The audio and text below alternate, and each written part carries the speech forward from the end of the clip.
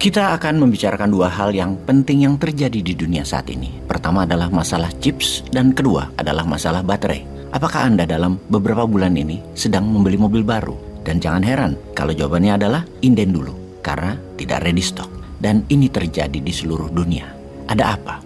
Apa hal ini hanya terjadi di pemesanan mobil baru? Ternyata tidak. Ini juga terjadi ketika kalau Anda memesan game konsol box-nya Xbox atau PlayStation.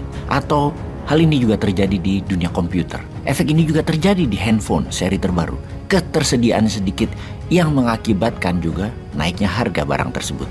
Jadi ada keterbatasan di berbagai macam industri saat ini. Otomobil, smartphone, gaming konsol, smartwatch, gadget, peralatan medis, dan banyak lagi.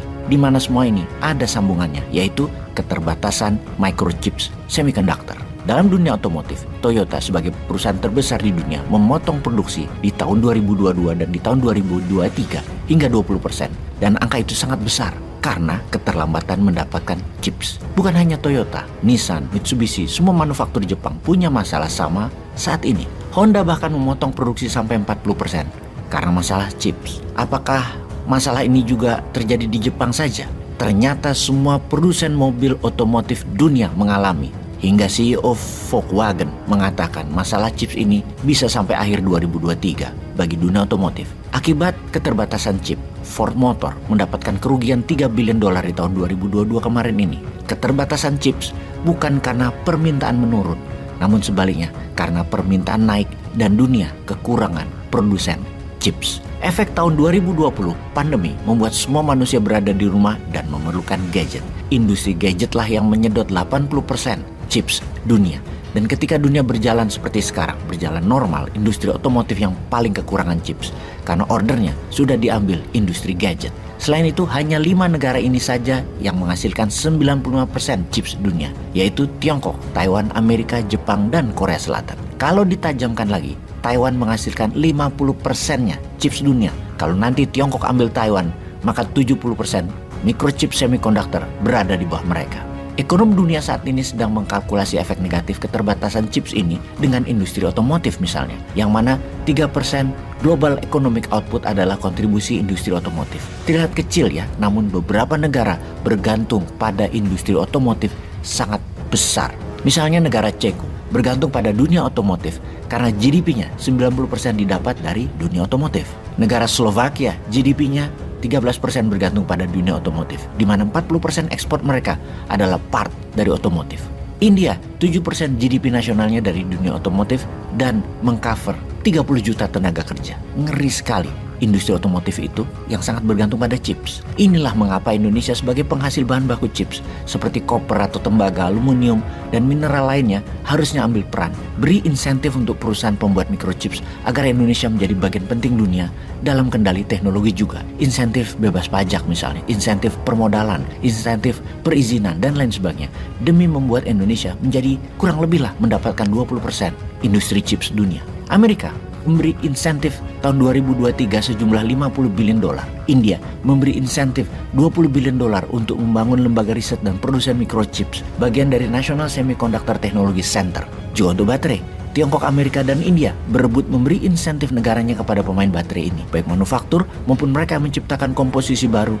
Dengan jumlah ketiganya negara tersebut, jika ditotal di tahun 2023, mereka memberikan $100 billion insentif untuk industri baterai. Kombinasi microchips dan baterai adalah new oil. Indonesia yang secara alami memiliki sumber daya alamnya, bahan baku komponen baterai dan microchips, tinggal majukan sedikit lagi, diisi kepala dan teknologi yang didukung dengan regulasi, pendanaan, insentif pajak, akan lebih unggul dari ketiga negara, yaitu Amerika, Tiongkok, dan India. Indonesia akan lebih unggul dari ketiganya. Kedua industri ini sejak tahun 2019 hingga saat ini naik 407% kebutuhannya, dan dalam 5 tahun ke depan akan naik lagi 300% lagi dengan gadget 5G dan 6G dipasarkan plus mobil dan motor listrik. Ngomong-ngomong soal baterai, kita ke baterai sekarang. Nikel mau dijadikan baterai adalah pemahaman umum yang saat ini didengungkan di negara kita yang tercinta ini. Namun apakah benar begitu? Sudah ngomong sama Elon Musk yang hanya pakai kaos ketika menerima Anda dan dipaksa berfoto pegang Kopiko.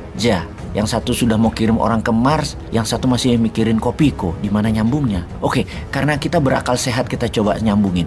Pakai jas dengan kaos, ngomong Mars dan Kopiko. Oh, paham. Nyambung sekarang di mana? Kira-kira yang dipikirin adalah Mars itu coklat bar.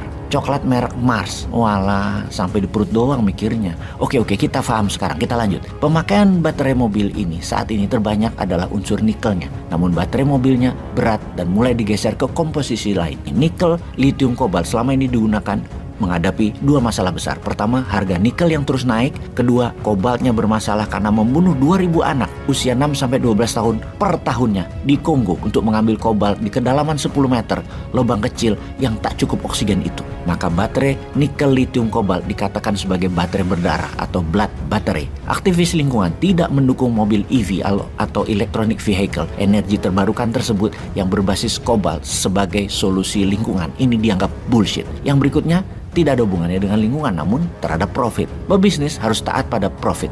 Biaya tinggi tidak akan disukai. Mereka mengganti nikel karena harga nikel terus naik merupakan ancaman bagi biaya produksi. Maka dibuat yang baru yang awalnya nikel lithium kobalt menjadi ferro lithium fosfat, di mana ferro dan fosfat adalah unsur yang murah dan banyak tersedia dimanapun, sehingga tak perlu lagi nikel.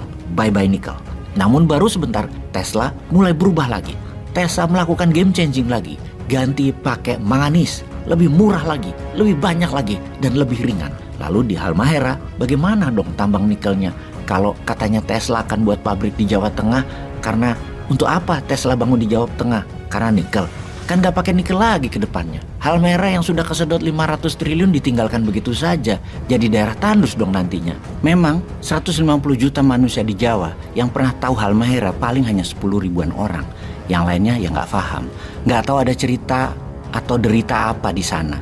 Berita di pusat pun datang lewat ocehan dari anak buahnya yang ngeklaim ada penjualan senilai 350 triliun dari Halmahera sebagai sebuah sukses. Padahal rakyat setempat bertanya, mana uangnya buat rakyat Halmaheranya? Bagi rakyat setempat sama aja keadaan ekonomi mereka. Ada nggak ada tambang nikel di sana? Mendingan nggak ada tambang nikel, nggak ada aset yang hilang. Sahabat semua, semoga paham atas informasi kali ini.